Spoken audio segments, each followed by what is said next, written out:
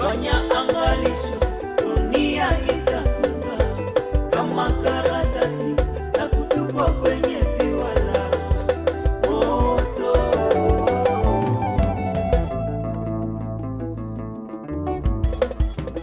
Vya dunia